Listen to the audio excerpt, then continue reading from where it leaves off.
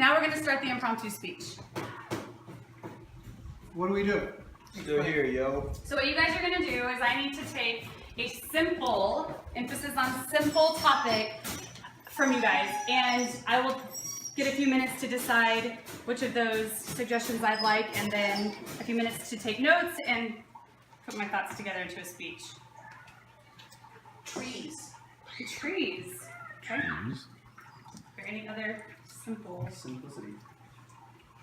Dogs. Alright. Camping. Yeah, camping.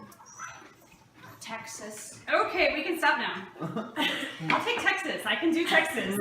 I'm a winner! Okay, so we'll take 2 to 3 minutes. I think we'll go ahead and pause the camera so that it's not just sitting here watching me write notes.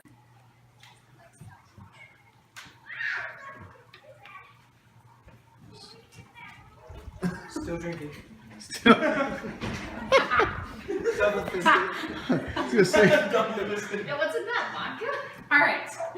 Thank you all for coming and helping me choose a topic for my impromptu speech this evening. My name is still Melinda, as with the first speech. The topic we chose is Texas. So, let me tell you a little bit about Texas this evening. First, I want to tell you that it's the place I grew up in. It's my home. It's the place I got married. It's the place I began raising my family. 2 of my 5 kids consider them, well, that's not true. 5 of my 5 kids consider themselves Texans. 2 of them were actually born there. So Texas has a sentimental place in my heart. So first let me tell you a little bit about the state flower of Texas. This is a big deal in Texas. The state flower is the bluebonnet. If you don't know anything about bluebonnets, they're more of a purplish blue in color. They grow by the millions everywhere. The hill country is very popular for having seas of bluebonnets. Thousands and thousands of people every year come to take pictures in the bluebonnets. And if you have any friends in Texas on Facebook, you'll see every spring a picture of their kids sitting in a sea of bluebonnets.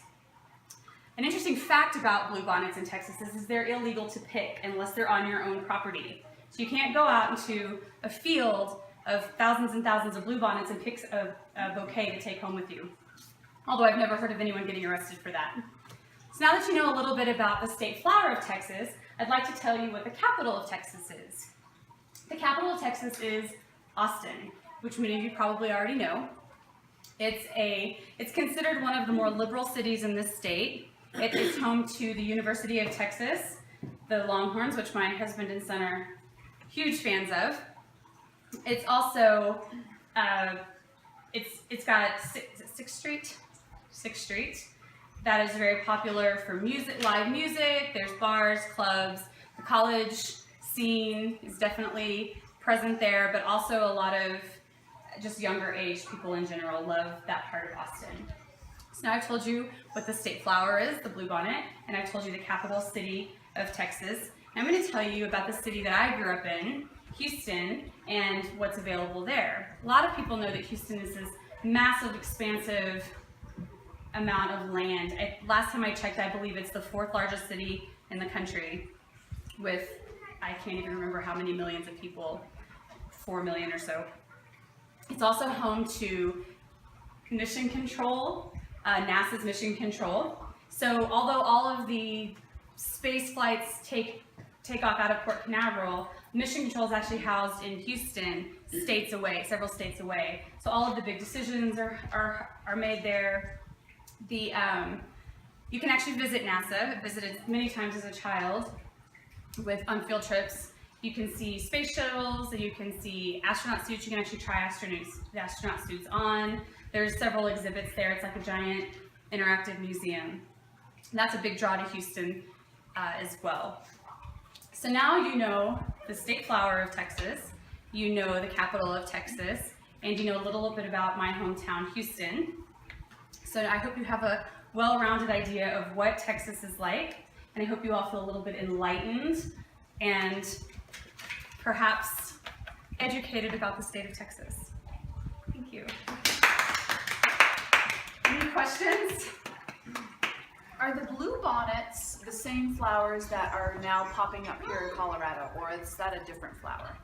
I haven't seen any bluebonnets here. It could be, but I haven't seen any. I'll pick some, which is not illegal here, and bring them.